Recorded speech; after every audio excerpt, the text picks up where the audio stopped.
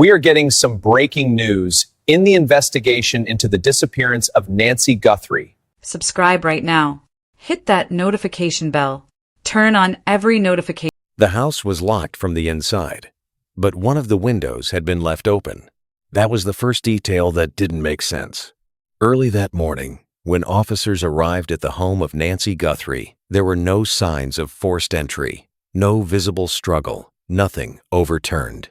The kind of scene that, at first glance, suggests a routine departure. But it wasn't routine.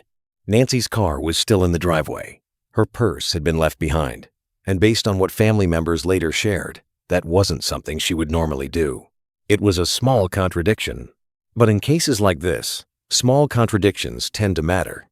The first phase of the investigation followed a familiar pattern. Officers secured the home, entry points were documented, the surrounding area was canvassed, neighbors were asked whether they had seen or heard anything unusual. At that stage, the working assumption was simple that Nancy may have stepped away briefly or left under circumstances that weren't immediately clear. But as the morning progressed, that assumption began to shift, because one expected detail was missing. Nancy's phone was not in the house. Think about that for a moment. For most people, especially someone described as consistent and routine-driven, leaving without a phone is unusual. It's often the first item someone reaches for and the last thing they forget. So attention turned to the one thing that could still be followed: the digital trail. This is where the case begins to move away from the physical scene and into something less visible. Early checks on Nancy's phone did not immediately point to a clear destination. There was no direct route, no obvious travel pattern. But there was activity. Not calls, not messages. Something else. Records suggested that accounts connected to Nancy's name, specifically digital financial accounts, were accessed shortly after she was last seen. That raised questions, because those who knew her described her as someone who did not actively manage that kind of technology. It wasn't part of her routine.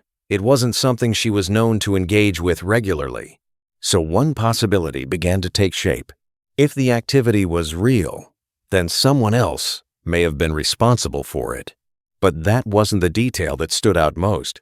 In the early stages of an investigation, proximity matters. Who was closest? Who had access? Who could move within that space without raising concern? That naturally brought attention to individuals within Nancy's immediate circle. Among them was her son-in-law, Tommaso. By all available accounts, Tommaso was present during the early stages of the search. He was cooperative. He answered questions. He remained engaged with both family members and those reviewing the case. Nothing about his initial involvement appeared unusual, but there was one detail noted. He had experience working with digital systems. On its own, that isn't significant. Many people do.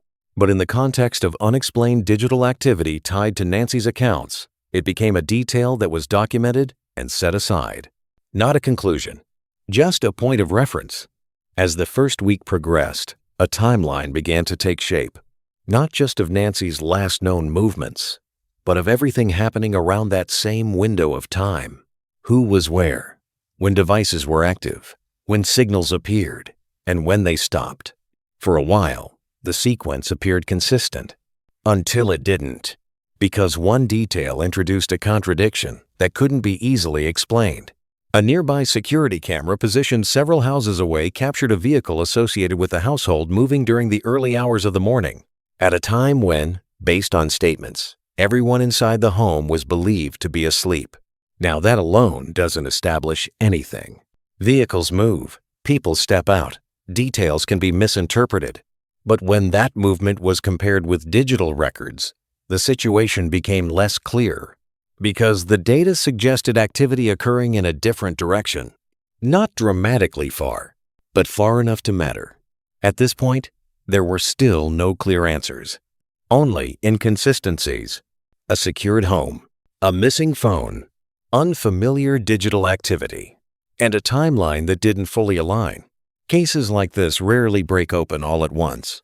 They shift slowly, piece by piece, and sometimes the most important developments come not from what people say, but from what devices record. At this point, the case had more questions than answers, and what came next would begin to shift the direction of the investigation. Weeks later, access was obtained to Tommaso's phone records. Not just call logs, not just messages, but the underlying data, the kind that shows where a device connects, how it moves, and what it does when no one is actively using it. What appeared wasn't a single event. It was a pattern.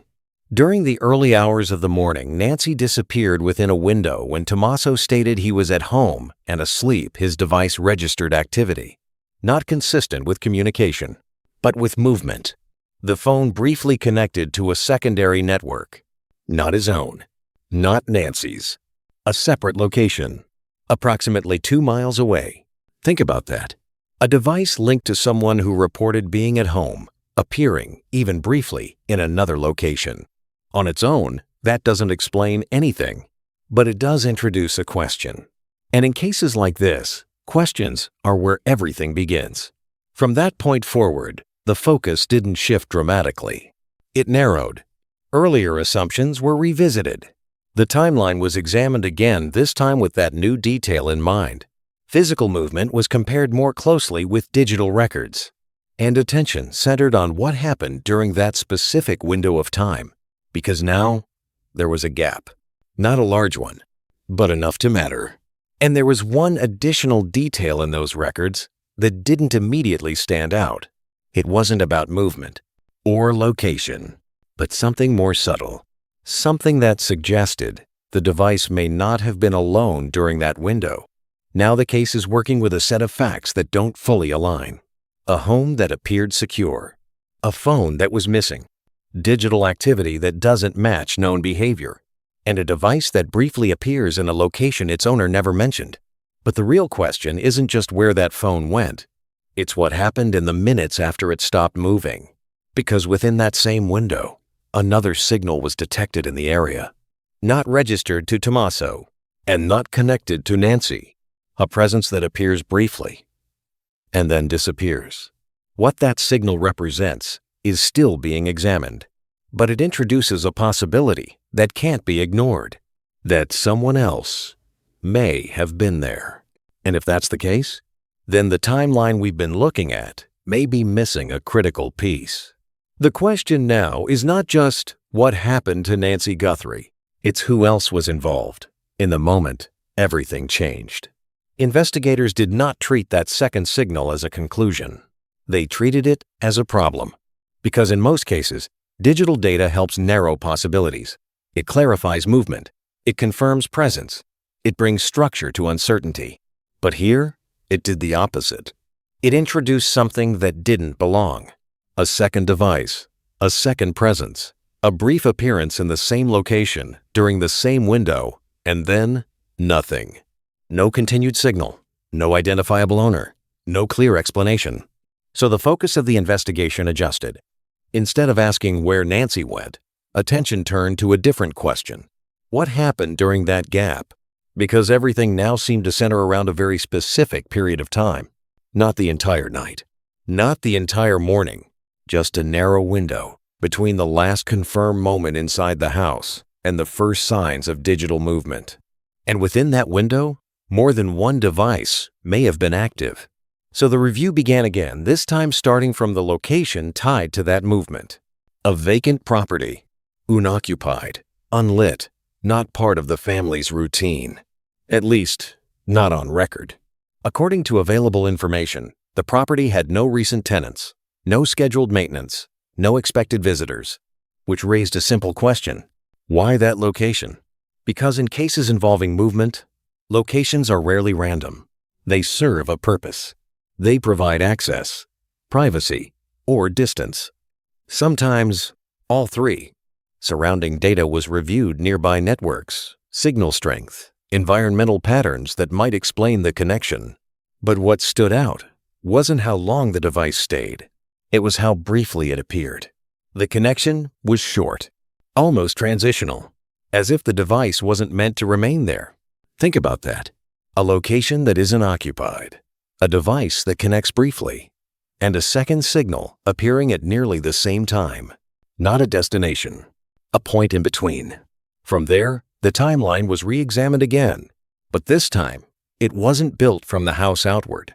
It was built from that location, both backward and forward, trying to understand not just who was there, but what sequence of movement could explain what was being seen.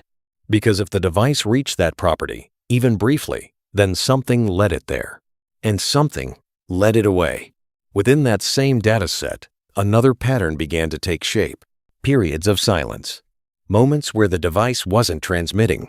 Not unusual on their own, but when placed alongside the movement data, they created gaps. And those gaps mattered. Because in digital analysis, absence can be as important as presence.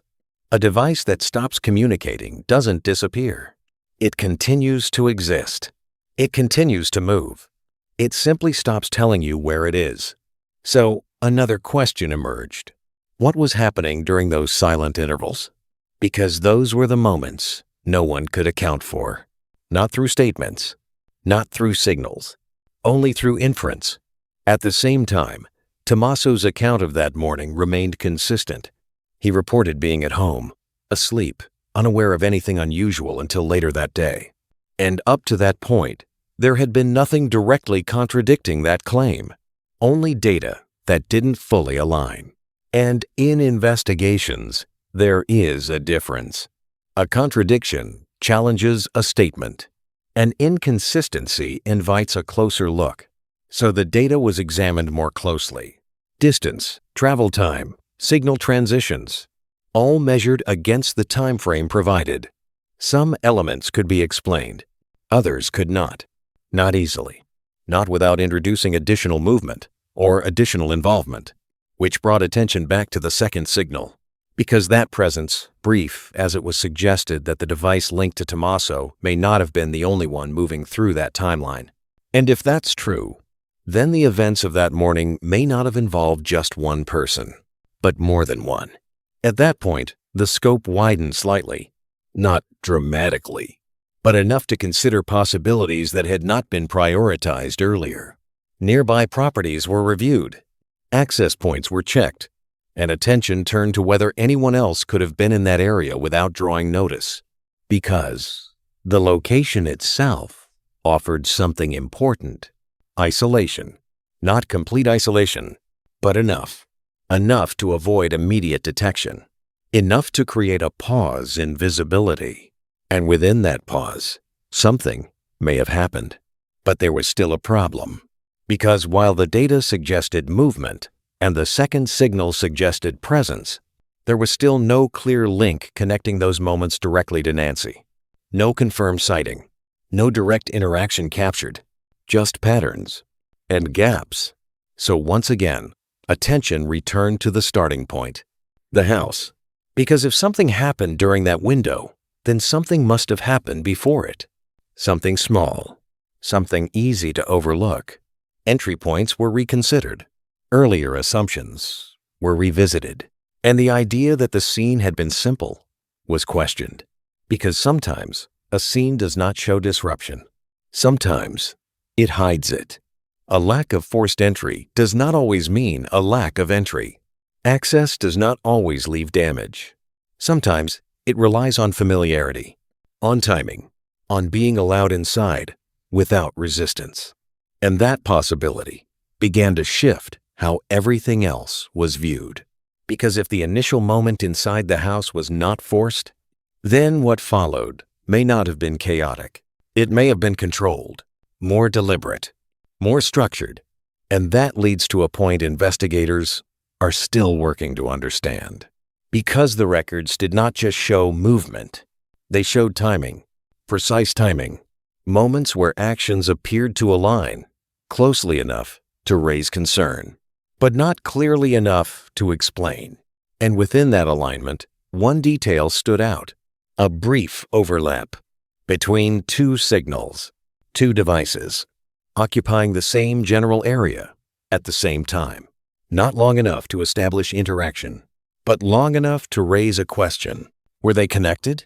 Or was one following the other? That answer has not been confirmed. But the possibility is becoming harder to dismiss. That the events of that morning were not isolated. That they involved coordination. And if that's the case, then everything about the timeline begins to change. Because what once appeared to be a series of unrelated inconsistencies may actually be part of a sequence, one that began inside a house that showed no signs of disturbance, moved through a location no one expected, and involved more than one presence during a window no one can fully account for. The question now is not just where Nancy Guthrie went, it's whether the moment she disappeared was already part of a plan. By this stage, the case was no longer being guided by what was visible. It was being guided by what didn't fit. A home that appeared secure, a phone that was missing, digital activity that didn't match known behavior, a device that appeared in a location it wasn't expected to be, and a second signal that had no clear identity. Each of those details, on its own, could be explained, but together they formed a pattern that couldn't be ignored.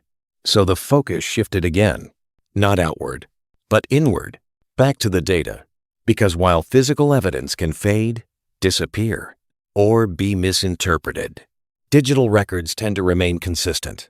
They don't rely on memory. They rely on sequence.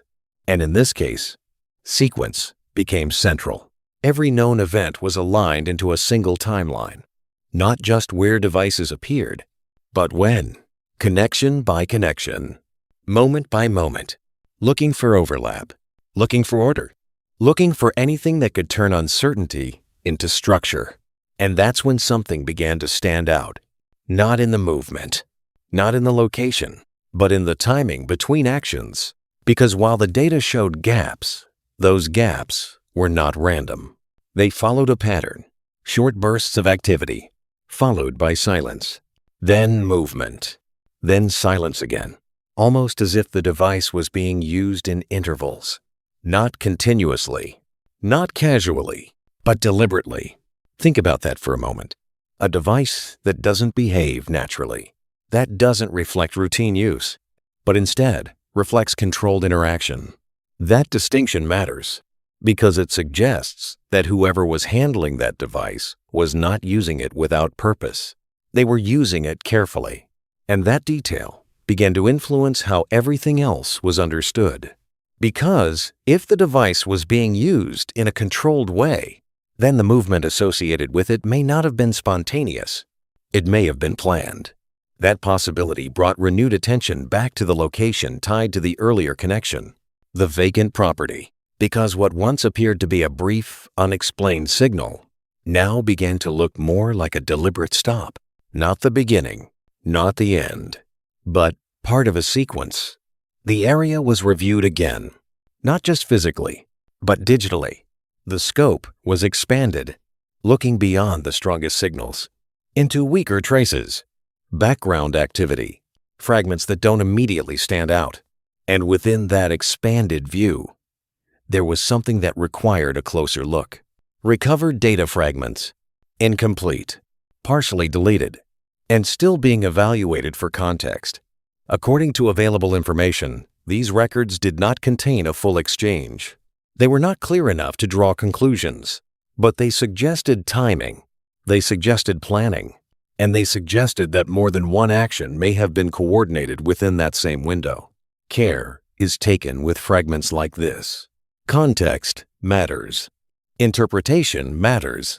But even without full clarity, the presence of those fragments introduced a new possibility. Intent. Up to this point, the case had been built around inconsistencies, trying to understand what didn't match, trying to explain what couldn't be aligned.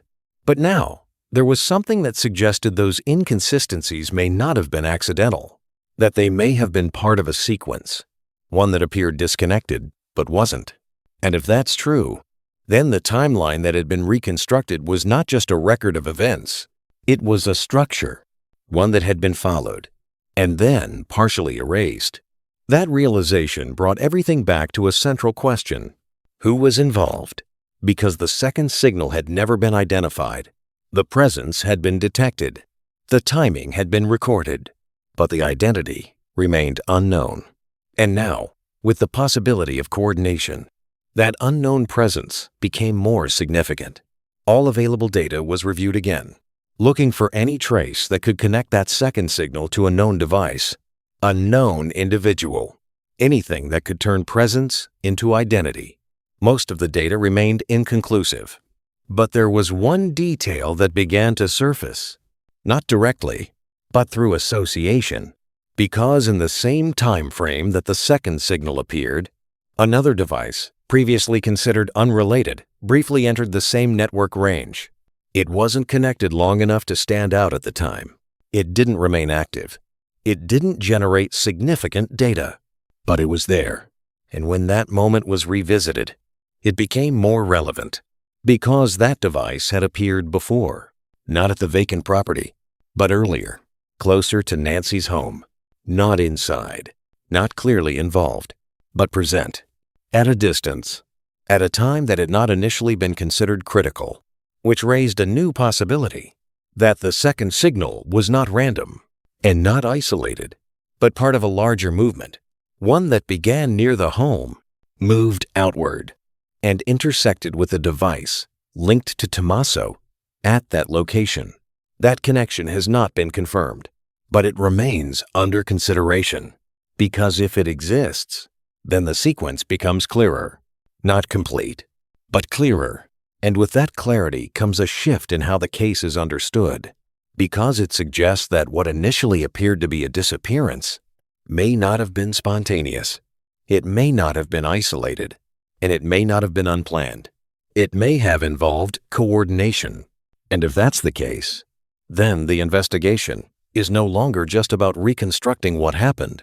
It's about identifying everyone who played a role in it, because the data, while incomplete, continues to point in one direction, that more than one person may have been involved. That movement was not random, and that the events of that morning followed a pattern, one that is still being examined, but one that is becoming harder to dismiss. The question now is not just what happened to Nancy Guthrie. It's whether the digital trail, once fully understood, will reveal how it was done. And if it does, then the next question may be even more important. Who made sure that trail would be difficult to find in the first place?